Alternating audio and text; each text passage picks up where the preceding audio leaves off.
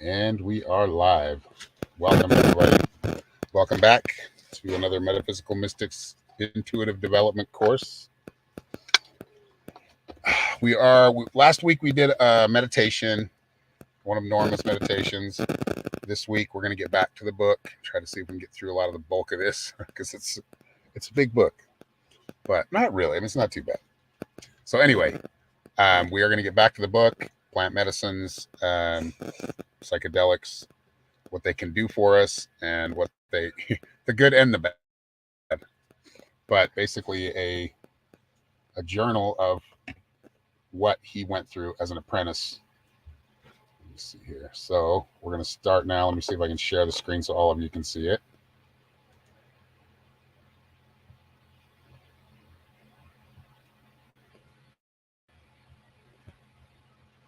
There's no system audio, but all right, let's do that.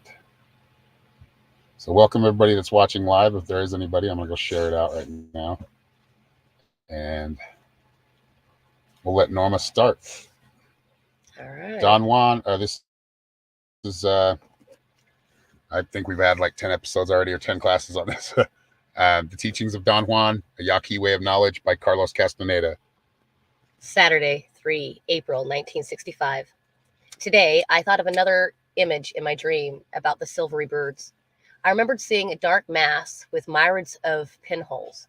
In fact, the mass was a dark cluster of little holes.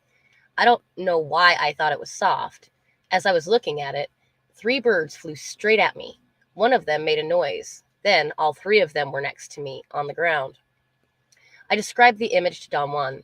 He asked me from what direction the birds had come. I said I couldn't possibly determine that. He became quite impatient and accused me of being flexible in my thinking. He said I could very well remember if I tried to, and that I was afraid to let myself become less rigid. He said that I was thinking in terms of men and crows, and that I was neither a man nor a crow at the time. Oops, owie. At the time, I got,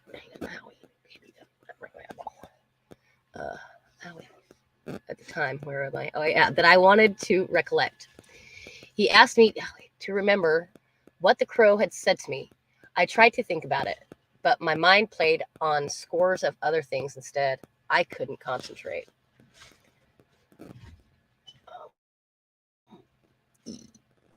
Okay.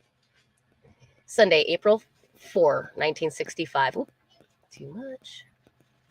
How do you do it again? You're on 74, so just 2 fingers go up or down. You don't have to press it hard, just barely press it with 2 fingers. Okay, so down. Okay, because I just barely went just a teensy bit too much.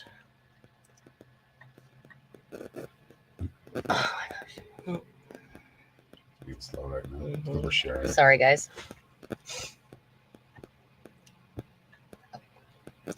I took a long hike today. It got quite dark before I reached Don Juan's house. I was thinking about the crows when suddenly a very strange thought crossed my mind. It was more like an impression or a feeling than a thought.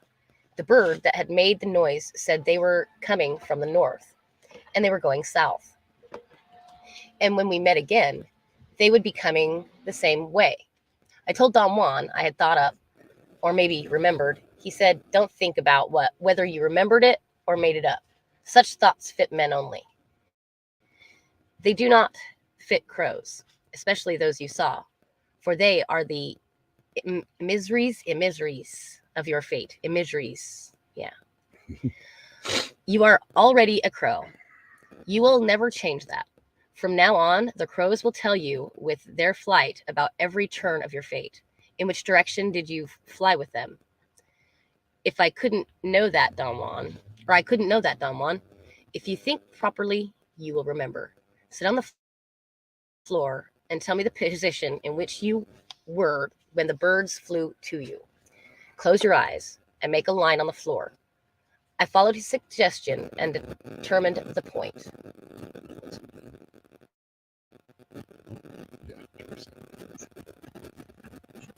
Welcome, Teresa, for those who are just tuning in, because I know we've got this playing live on YouTube. This is our Metaphysical Mystics class live, so for those who would like to enroll, I did leave a link in the bottom. Just look for the Metaphysical Mystics tab.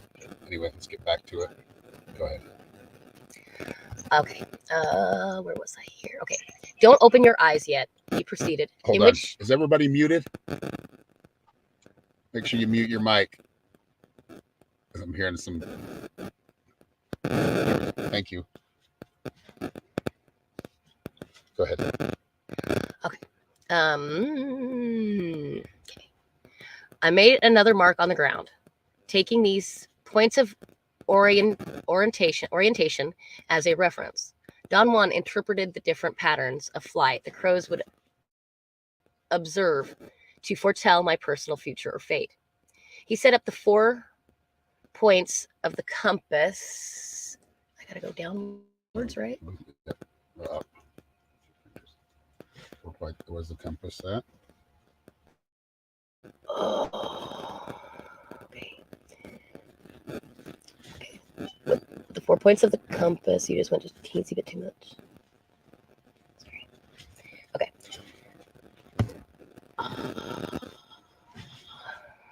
Close your eyes. Okay, so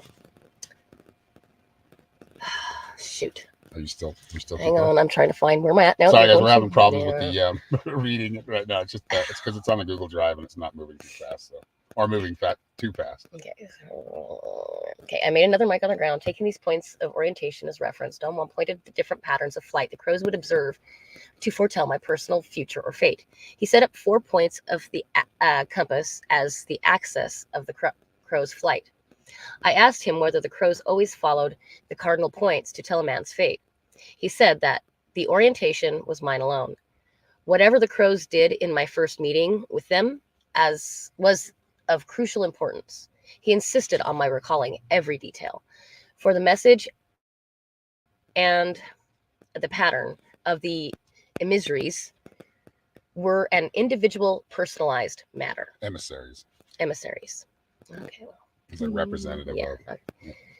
There was one more thing he insisted I should remember, and that was the time of day when the emissaries left me. He asked me to think of the difference in the light around me between the time when I began to fly and the time when the silvery birds flew with me. When I first had the sensation of painful flight, it was dark. But when I saw the birds, everything was reddish light, or perhaps orange. He said that means it was late in the day. The sun was not down yet. When it is completely dark, a crow is blind with whiteness and not with darkness. The way we are at night. This indication of time places your last emissaries at the end of the day.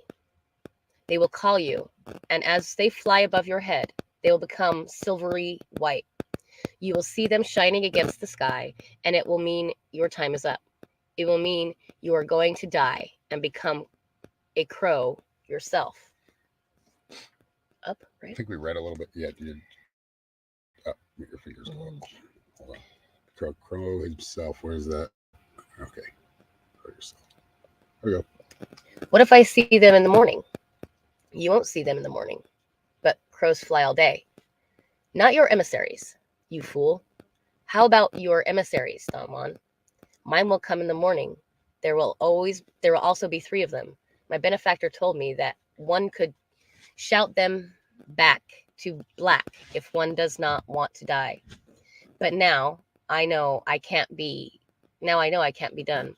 My benefactor was given to shouting and to all the clatter and violence of the devil's weed. I know the smoke. For those who don't know, the devil's weed is gypsum weed. It grows in Arizona. He's down in the Sonoran Desert. So people just tuning in on YouTube. When he calls his benefactor as his teacher, this is his Don Juan's teacher, not Carlos Castaneda. Carlos Castaneda is the one writing this. He's documenting everything. So just to kind of bring you up to speed a little bit, he's talking about this is right after he took the gypsum weed, Carlos Castaneda, and he turned into a crow. So he shapeshifted. Go ahead. Okay, let's see here. He's And violent fellows. Wait, okay. I know the smoke is different because he has no passion. He's fair. When your silvery emissaries come for you, there is no need to shout at them. Just fly with them, as you have already done. After they have collected you, they will reverse directions, and there will be 4 of them flying away. Saturday, April 10, 1965. I'd been experiencing brief flashes of disassociation or shallow states of non-ordinary reality. One element from the hallucinogenic experience with the mushrooms kept reoccurring in my thoughts: the soft, dark mass of pinholes. I continued to visualize it as a grease or an oil bubble, which began to draw me to its center. It was almost as if the center would open up and swallow me. And for very brief moments, I experienced something resembling a state of non-ordinary reality. As a result, I suffered moments of profound agitation, anxiety, and discomfort, and I willfully strove to end the experiences as soon as they began.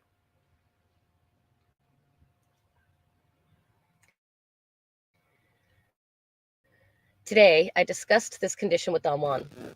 I asked for his advice. He seemed to be unconcerned and told me to disregard the experiences because they were meaningless, or rather valueless. He said, "Oh, you want to listen again?" Okay. He said, I lost my spot. Darn it. He said, He said the only experiences worth my effort and concern would be those in which I saw a crow. Any other kind of vision would be merely the product of my fears. He reminded me again that in order to partake of the smoke, it was necessary to lead a strong, quiet life. Personally, I seemed to have reached a dangerous threshold. I told him I felt I could not go on. There was something truly frightening about the mushroom. sorry.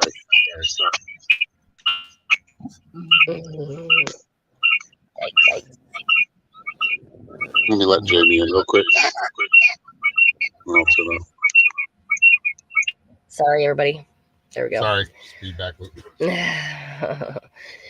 In going over the images I recalled from the hallucinogenic experience, I had come to the unavoidable conclusion that I had seen the world in a way structurally different from ordinary vision. In other states of non-ordinary reality, I had undergone the forms and the patterns I had visualized were always within the confines of my visual conception of the world. But the sensation of seeing under the influence of hallucinogenic smoke mixture was not the same. Everything I saw was in front of me, in a direct line of vision. Nothing was above or below that line of vision. Every image had an irritating flatness, and yet disconcertingly a profound depth. Perhaps it would be more accurate to say that the images were a conglomerate of unbelievably sharp details set inside fields of different light. The light in the fields moved, creating an effect of rotation.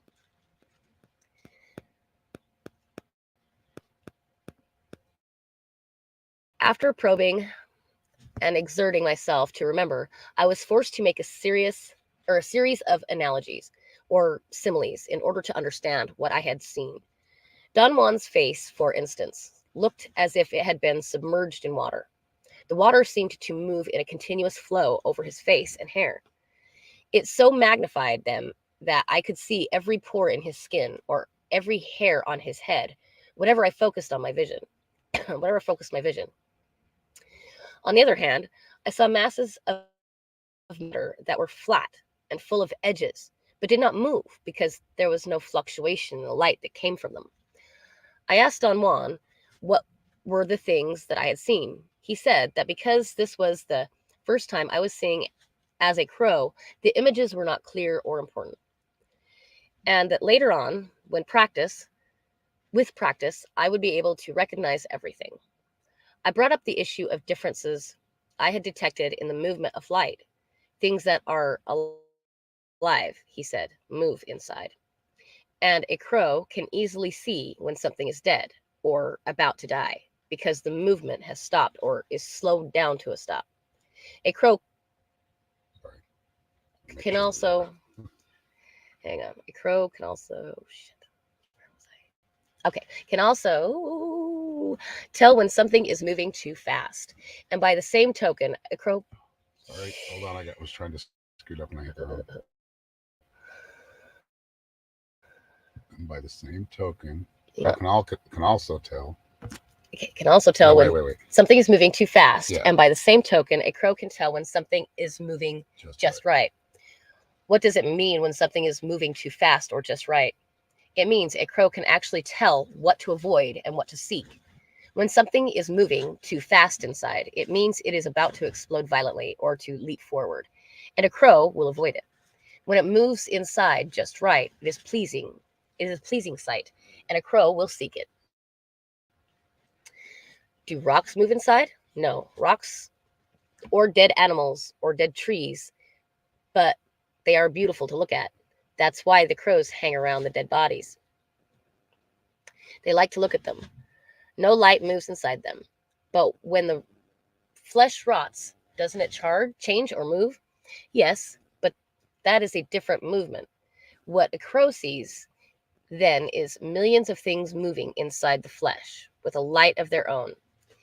And that is what a crow likes to see. It is truly an unforgettable sight. Have you seen it yourself, Don Juan? Anybody who learns to become a crow can see it. You will see it yourself. At this point, I asked Don Juan the unavoidable question: did I really become a crow? I mean, would anyone seeing me have thought I was an ordinary crow? No, you can't think that way when dealing with the power of the allies. Oh my gosh. Well, sorry about that, guys. I'm just pushing buttons myself. My bad. Okay. Doing something stupid. That's better than what I was playing. I know, right? I was doing something stupid. Okay. Such questions make no sense. And yet, to become a crow is the simplest of all matters. It is almost like frolicking. It has little usefulness. As I have already told you, the smoke is not for those who seek power. It is only for those who crave to see. I learned to become a crow because these birds are the most effective of all. No other birds bother them, except perhaps larger, hungrier eagles. But crows fly in groups and can defend themselves. Men don't bother crows either, and that is an important point. Any man can distinguish a large eagle, especially an unusual eagle. Okay, hold on. Make sure everybody's in here. I think we're all in. Oh, Teresa came back in. Here we go. All right, there you go, Teresa. Or any other large, unusual bird. But who cares about a crow? A crow is safe. It is ideal in size and nature. It can go safely into any place without attracting attention. On the other hand, it is possible to become a lion or a bear, but that is rather dangerous. Such a creature is too large. It takes too much energy to become one. One can also become a cricket or a lizard or even an ant, but that is even more dangerous because large animals prey on small creatures. I urged that what he was saying meant that one really changed into a crow or a cricket or anything else, but he insisted I was misunderstanding. It takes a very long time to learn to be a proper crow, he said. But you did not change, nor did you stop being a man. There is something else. You can tell me what the something else is. Can you tell me what the something else is, Don Juan? Perhaps by now you know it yourself. Maybe if you were not so afraid of becoming mad or of losing your body, you would understand this marvelous secret. But perhaps you must wait until you lose your fear to understand what I mean. Just slide it up. The last event I recorded in my field notes took place in September 1965. It was the last of Don Juan's teachings. I called it a special state of non-ordinary reality because it was not the product of any of the plants I had used before. It seemed that Don Juan elicited it by means of a careful manipulation of cues about himself. That is to say, he behaved in front of me in so skillful a manner that he created the clear and sustained impression that he was not really himself, but someone impersonating him. As a result, I experienced a profound sense of conflict. I wanted to believe it was Don Juan, and yet I could not be sure of it. The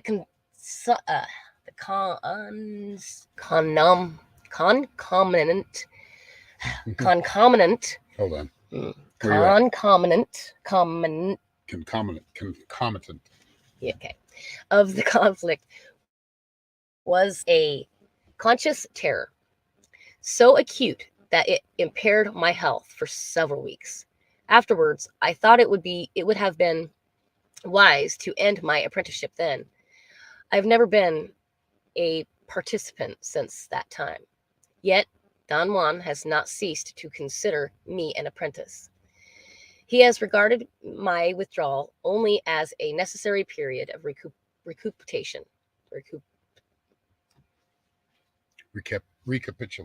Recapitulation, another step of learning, which may last indefinitely. Since that time, however, oh my gosh, Norma, what are you doing? How about we do this? Yes, get it. Move. Let's just take this off of there. There Just we go. move. Like, you Yeah, have it on it was TikTok, off. and No, it was off. I just kept bouncing it with my leg. Unfortunately, it was too where you close. at? Anyway, Recapitulation of another afterwards, step of learning. yes, Okay. yeah. So acute that it impaired my health. So afterwards, I thought it would have been wise to end my apprenticeship then. I have never been a participant since that time. Yet Don Juan has not ceased to consider me an apprentice. He has regarded my withdrawal only as that time,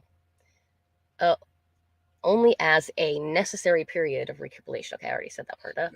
Another step of learning, which may last indefinitely. Since that time, however, he has never expounded on his knowledge. I wrote the detailed account on my last experience almost a month after it happened. Although I had already written copious notes on its salient points on the following day during the hours of great emotional agitation, which preceded the highest point of my terror. All right. I can take over for a minute. Okay, yes, thank you. All right. I'm going to take over here for a minute. And probably go back till my eyes, as long as my eyes will last without blurring up. Okay. Friday, 29 October 1965. On Thursday, 30 September 1965, I went to see Don Juan. The brief, shallow states of non-ordinary reality had been persisting in spite of my deliberate attempts to end them, or slough them off, as Don Juan had suggested. I felt that my condition was getting worse, for the duration of such states was increasing. I became sharply aware of the noise of airplanes. The sound of the motors going overhead would unavoidably catch my attention and fix it, to the point where I felt I was following the plane as if I were inside it, or flying with it. This sensation was very annoying. My inability to shake it off produced a deep anxiety in me. Don Juan, after listening attentively to all the details, concluded that I was suffering from a loss of soul. I told him I had been having these hallucinations ever since the time I had smoked the mushrooms, but he insisted that they were a new development. He said that earlier I had been afraid and just dreamed nonsensical things. But now that I was truly bewitched, the proof was that the noise of flying airplanes could carry me away. Ordinarily, he said, the noise of a brook or a river can trap a bewitched man who has lost his soul and carry him away to his death. He then asked me to describe all my activities during the time prior to experiencing the hallucinations. I listed all of the activities I could remember. And from my account, he deduced the place where I had lost my soul. It's getting deep right now. Yeah.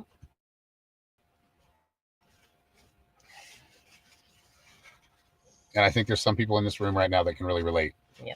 I'm not saying names, but I know there's people in here that can relate to kind of a loss. That's that soul recovery. You know, you see that, you heard that term.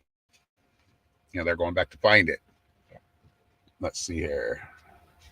Don Juan. Oh, then I got that showed up. Damn it. Don't. All right. Don Juan seemed to be overly preoccupied, a state that was quite unusual for him. This naturally increased my apprehension. He said he had no definite idea as to who had trapped my soul, but whoever it was intended without a doubt to kill me or make me very ill. Now he's talking about this is another bruja or somebody hexing him or bewitching him. Then he gave me precise instructions about fighting form, a specific bodily position to be maintained while I remained on my beneficial spot. I had to maintain this posture he called a form, una forma para pelear.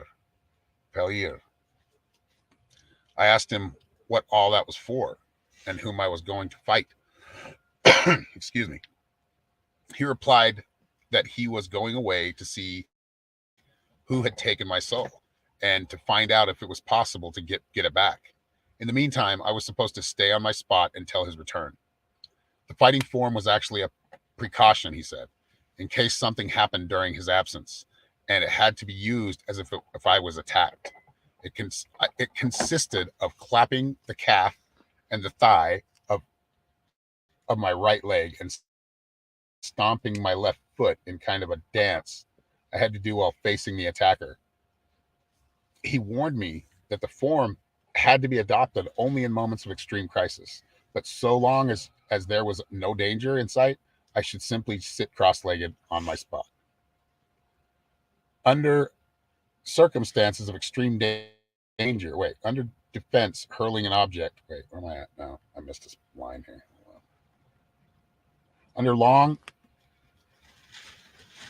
Where am I at? Under circumstances of extreme danger, however, he said, I could resort to one last means of defense, hurling an object at the enemy. So basically just throw something at it. He told me that ordinarily one hurls a power object, but since I did not possess any, I was forced to use a small rock, basically to throw a rock at him. That would fit into the palm of my hand, a rock I could hold by pressing it against my palm with my thumb. He said that such a technique should be used only if I was indisputably in danger of losing one's life. The hurling of the object had to be accomplished or accompanied by a war cry, a yell that had the property of directing the object to its mark. You know, it's kind of like in karate. If anybody's taken any martial arts classes, now they teach how you, you know what I mean? He's showing them in a certain way to get full effect from that rock, to hit the sweet spot, basically. And those cries out help. It's basically you're harnessing the chi. But there's many other ways of describing it, but that's basically what you're doing.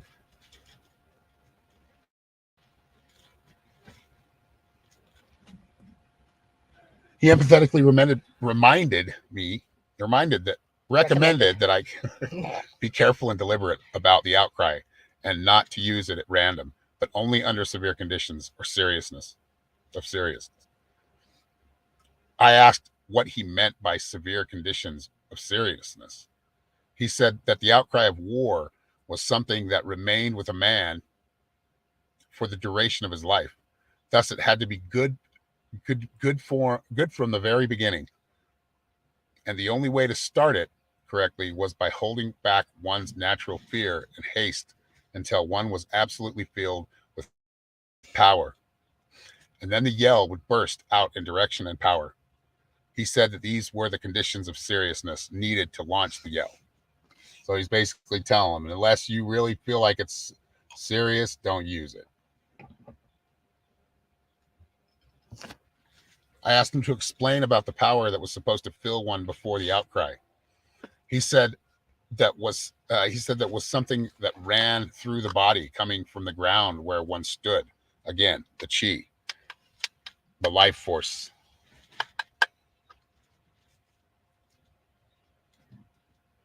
Where am I at? That's my spot.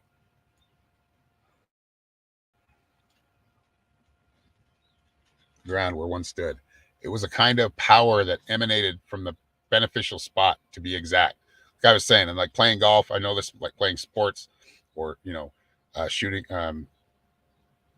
bow, like using a bow and arrow. Same kind of thing. You're trying. You're everything starts from the bottoms of your feet to your toes up when you're doing any kind of physical, athletic move, right? And that's what he's talking about. You're harnessing all that power from the ground up, and you can do it from the top down, but the ground up keeps you very solid and stable. So you do hit your mark a lot more often, if that makes sense. If you guys have any questions, just let me know. I'm not. Let's see. I'm reading comments too. Let's see. I'm not even on my live stream, so I'm truth seeker. All right, hold on. So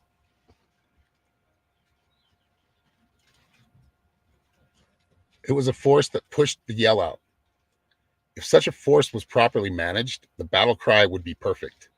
I asked him again if he thought something was going to happen to me. He said he knew nothing about it and admonished me dramatically to stay glued to my spot for as long as it was necessary, because that was the only protection I had against anything that might happen. I began to feel frightened. I begged him to be more specific. He said all he knew was I should not move under any circumstances. I was not to go into the house or into the bush. Okay, hold on. I'm going to let somebody in here. Like I got doorbell ring. Oh, I think we're good. Everybody's on. Okay.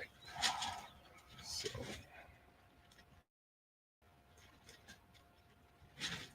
Above all, he said, I should not utter a single word, not even to him.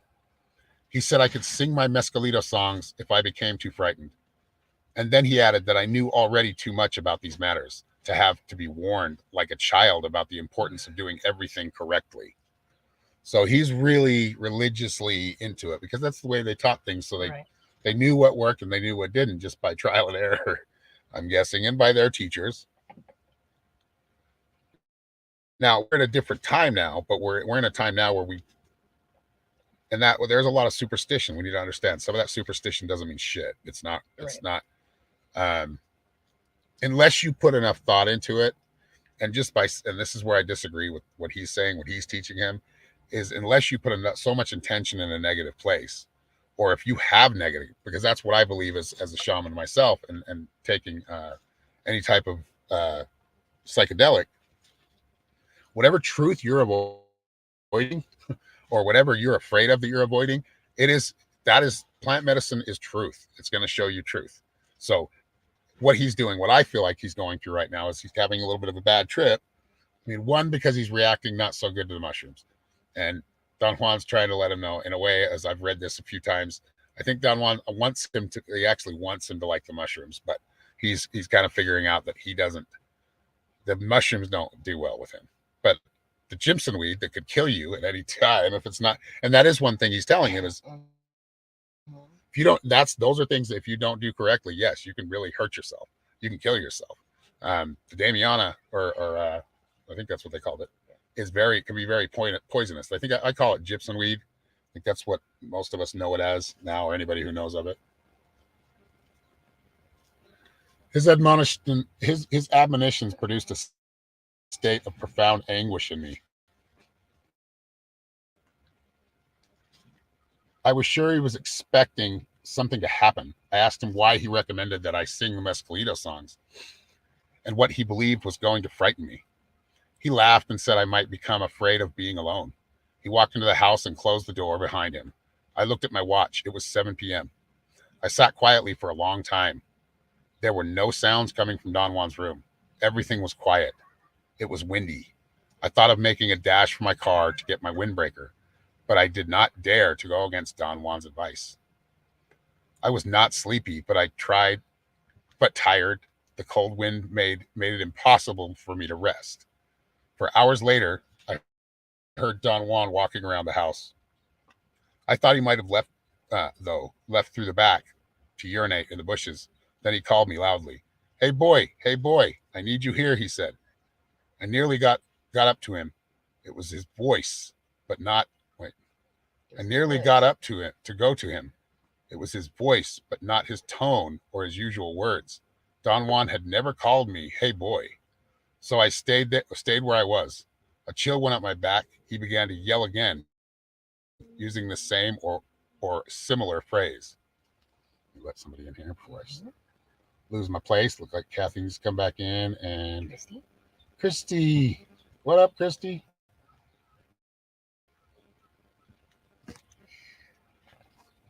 All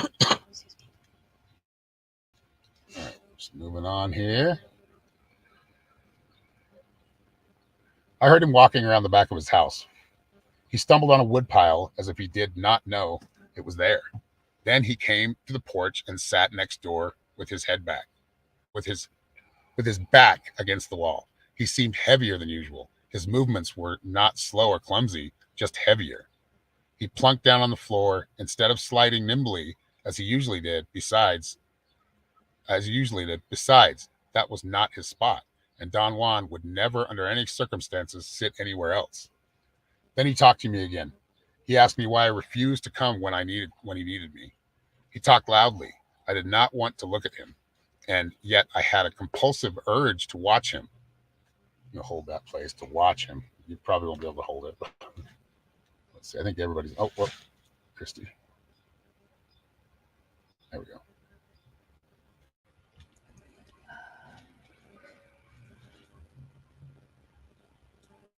He began to swing slightly from side to side. I changed my position, adopted the fighting form he taught me, and turned to face him. My muscles were stiff and strangely tense. I do not know what prompted me to adopt fighting form, but perhaps it was because I believed Don Juan was deliberately trying to scare me by creating the impression that the person I saw was not really himself. I felt he was very careful about doing the unaccustomed in order to establish doubt in my mind. And see, by these details that he's giving him, he's a master teacher, if you think about it, because he's given him all these details, and now he's showing him why you need to pay close attention, because you can trick yourself. But it's all these things that he does usual, he's changing the patterns up on him to throw him off. Because he's kind of getting to, he's one of these guys, he's having a bad trip. You only have there's no bad trips. It's just really you're thinking, or you're focused or fixated on one certain issue or thought.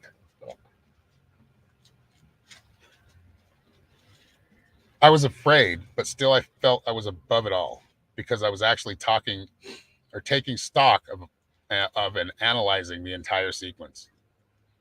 At that point, Don Juan got up. His motions were utterly unfamiliar.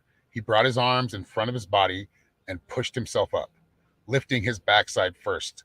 Then he grabbed the door and straightened out the top part of his body. I was amazed about how deeply familiar I was with his movements, and what an awesome feeling he had created by letting me see a Don Juan with his who did not move like Don Juan. Who did not move like Don Juan. Okay. He took a couple of steps toward me. He held the lower part of his back with both hands as if he were trying to straighten up, or as if he were in pain. He whined and puffed. His nose seemed to be stuffed up. He said he was going to take me with him, and ordered me to get up and follow him. He walked towards the west side of the house. I shifted my position to face him. He turned to me. I did not move from my spot. I was glued to it. He bellowed, "Hey boy, I told you to come with me. If you don't come, I'll drag you." He walked towards me. I began beating my calf and thigh and dancing fast. He got to the edge of the porch in front of me and nearly touched me.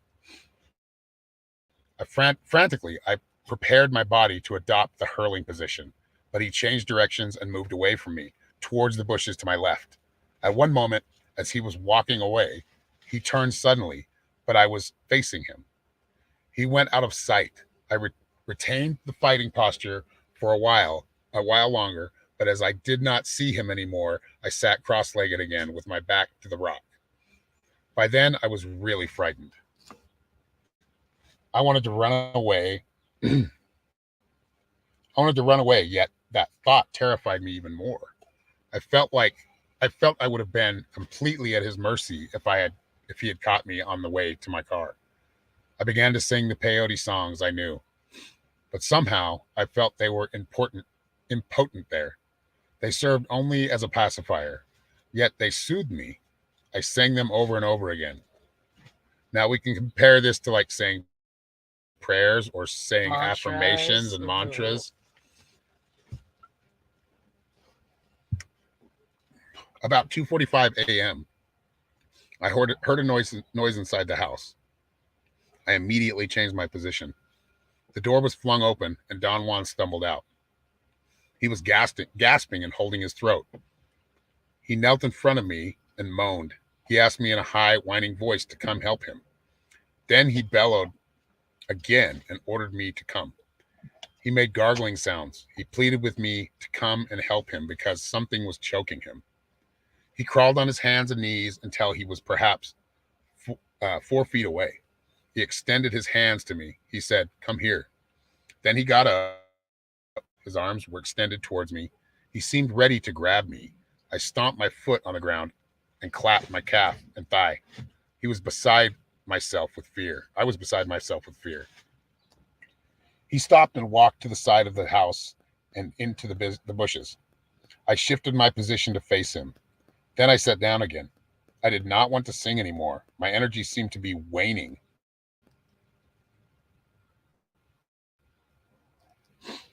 My entire body ached.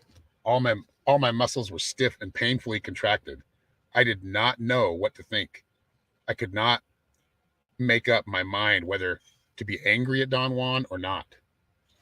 I thought of jumping him, but somehow I knew he would have cut me down like a bug. I really wanted to cry. I experienced a profound despair.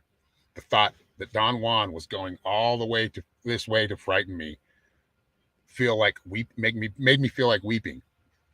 I was incapable of finding a reason for his tremendous display of histrionics. His movements were so artful that I became confused.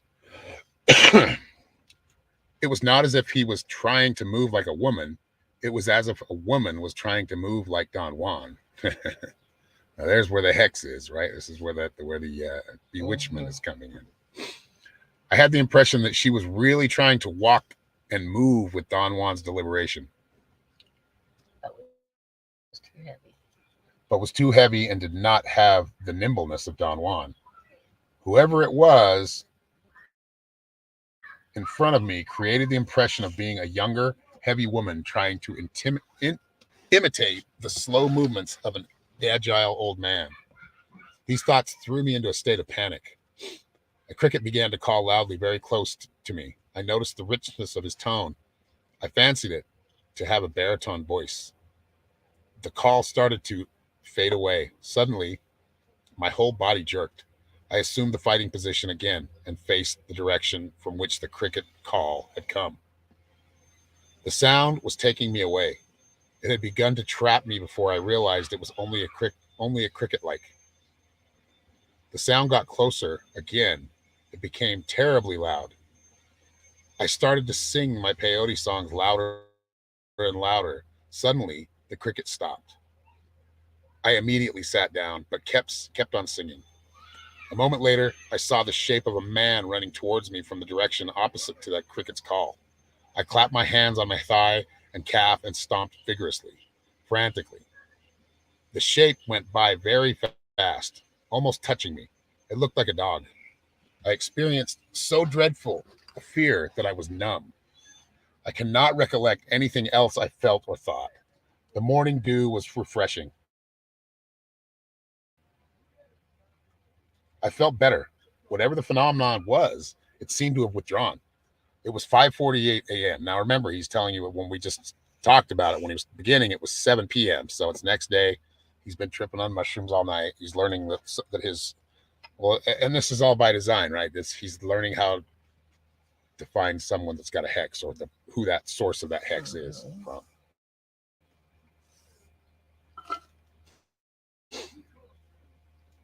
It was 5:48 a.m. when Don Juan opened the door quietly and came out. He stretched his arms, yawning, and glanced at me. He took 2 steps toward me, prolonging his yawning. I saw his eyes looking through the half-closed eyelids. I jumped up. I knew then that whoever or whatever was in front of me was not Don Juan. I took a small, sharp-edged rock from the ground. It was next to my right hand. I did not look at it. I just held it by pressing it with my thumb against my extended fingers. I adopted the form Don Juan had taught me. I felt a strange vigor filling me in a matter of seconds. Then I yelled and hurled the rock at him. I thought it was a magnificent outcry. At the moment, I did not care whether I lived or died. I felt the cry was awesome in its potency. It was piercing and prolonged. It had actually directed my aim. Again, like we were talking about. I think Teresa can talk about it. She knows how to direct that chi to where you can be in that zone. That's really, and I'm sure a lot of you do. The figure in front wobbled and shrieked and staggered to the side of the house and into the bushes again. It took me hours to calm down. I could not sit anymore. I kept on trotting on the same place. I had to breathe through my mouth to take in enough air. At 11 a.m., Don Juan came out again. I was going to jump up, but the movements were his. He went directly to a spot and sat down in his unfamiliar way. He looked at me and smiled. His usual familiar way. His usual familiar way, sorry. He looked at me and smiled. He was Don Juan. I went to him, and instead of being angry, I kissed his hand. I really believed then that he had not acted to create a dramatic effect, but that someone had impersonated him to cause me harm or kill me.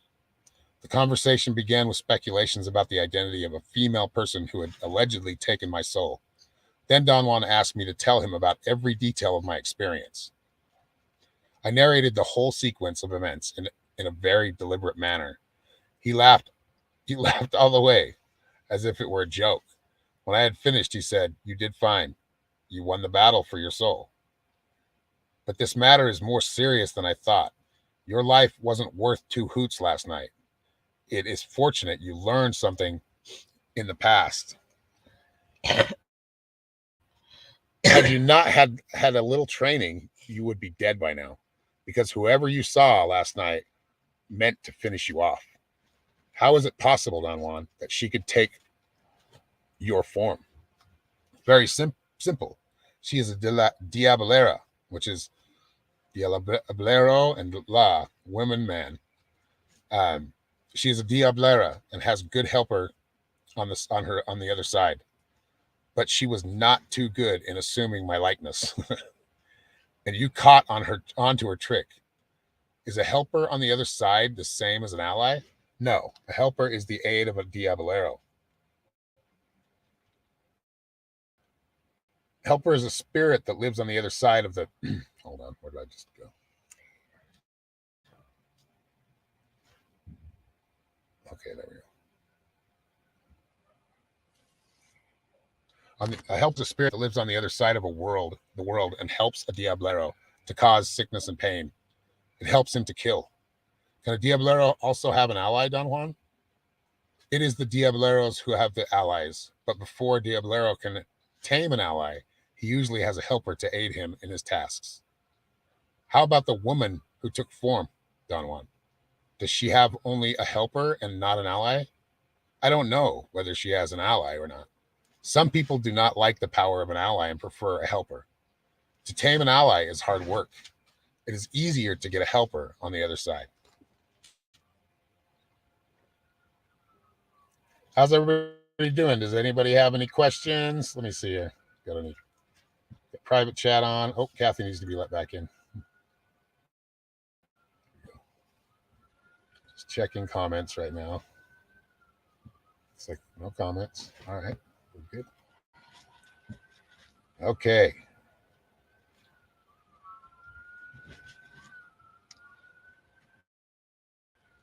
Do you think I could get a helper? To know that, you have to learn much more.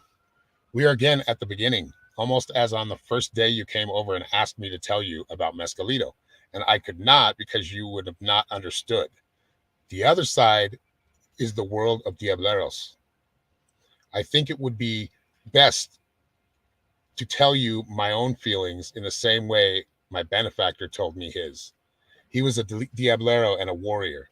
His life was inclined towards the force and the violence of the world. But I am neither of them. That is my nature. You have seen my world from the start. As to showing you the world of my benefactor, I can only put you at the door, and you will have to decide for yourself. You will have to learn about it by your effort alone. So basically, you're gonna have to do a lot of practice before you figure that out. Before you even, he's basically saying, and I have to say this in readings a lot, like you have to figure out what you want first before you can actually make that decision or even begin to learn about it.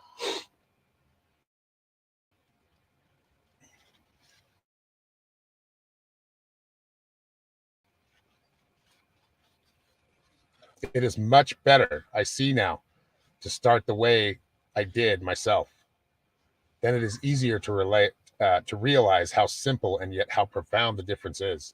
A Diablero is a Diablero, and a warrior is a warrior, or a man can be both. There are enough people who are both, but a man who only traverses the paths of life is everything. Today, I am neither a warrior nor a Diablero. For me, there is only the traveling on the paths that have a heart, on any path that may have a heart.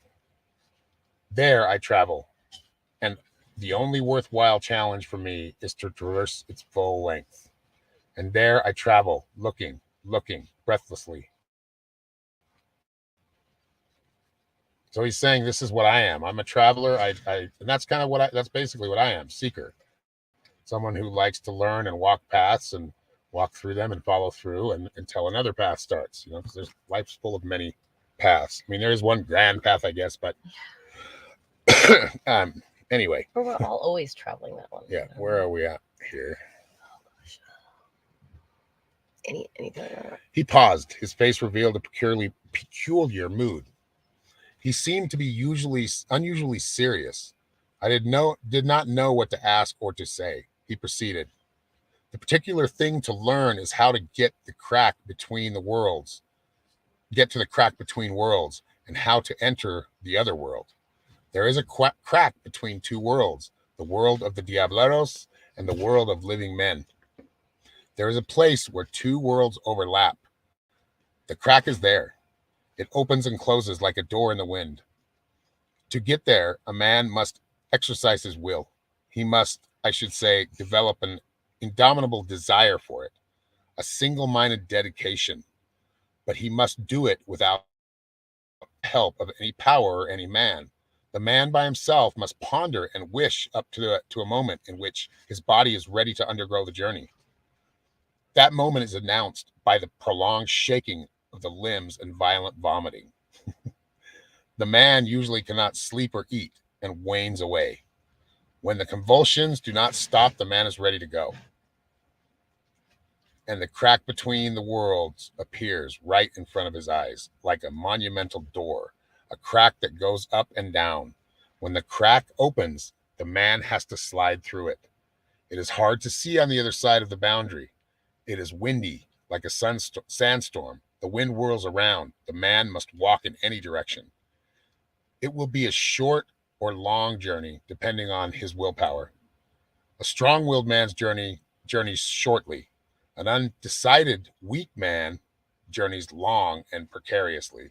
After this journey, the man arrives at a sort of plateau. It is possible to distinguish some of its features clearly. So when we do like astral projections, you notice how we do them for long enough, and then when it's time to go, it's time to go. Like basically you'll just kind of get stuck just seeing the same thing. And you can continue to do it, but you don't need to. We got what we needed out of it.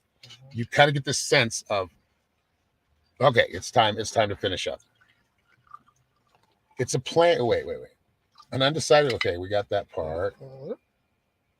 It is possible to distinguish some of its features clearly. It is a plane above the ground. It is possible to recognize it by the wind, which there becomes even more violent, whipping, roaring all around. What are we at here? Whipping, roaring all around. Right here, on top of that plateau is an entrance to the other world, and there stands a skin that separates the two worlds. Dead men go through it without a noise, but we have to break it with an outcry. The wind gathers strength, the same unruly wind that blows on the plateau. When the wind has gathered enough force, the man has to yell, and the wind will push him through.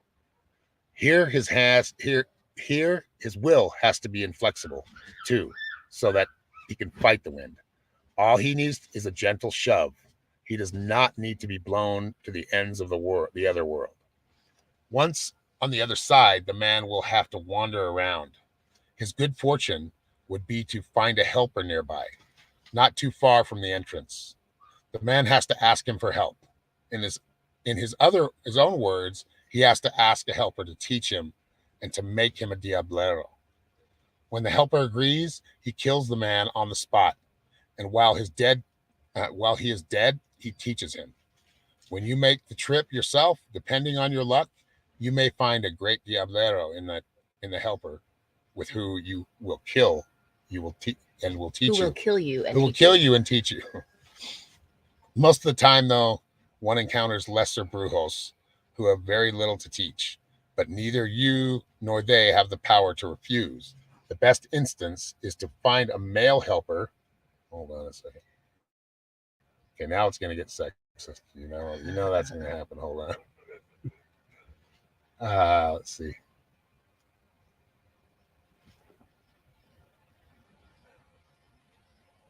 Find a male helper who will kill you and teach you. At the time, though, one encounters. Okay, we got that part. lesser brujo. But neither you nor them. Yeah, the best instance is to find a male helper, lest one become the prey of a Diablera, who will make one suffer in an unbelievable manner. Women are always like that. I'm guessing you just didn't like women very much. Didn't have very good experience with them. Right. But that depends on luck alone. Suffer is an unbelievable manner. Who will make? Yeah, I already said that part. Yeah, right? But it depends on one's luck. Yeah, go ahead. Okay. Well, I think we're going to finish here, so go ahead. Okay. We'll Depends on one's luck alone, unless one's benefactor is a great Diablero himself, in which event he will have many helpers in the other world and can direct one to see a particular helper. My benefactor was such a man. He directed me to encounter his spirit helper. After your return, you will not be the same man.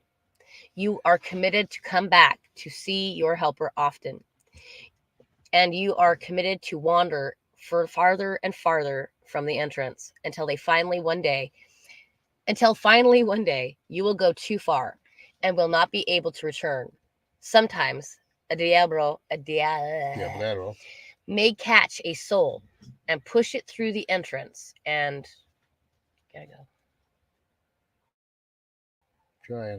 leave it in the custody of its helper until he robs the person of all his willpower.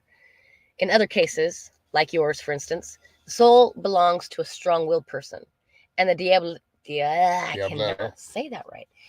May keep Diablo. I know. Yeah. May keep it inside his pouch, because it is too hard to carry otherwise. In such instances as in yours, a fight may resolve the problem. A fight in which the Diablero either wins all or loses all.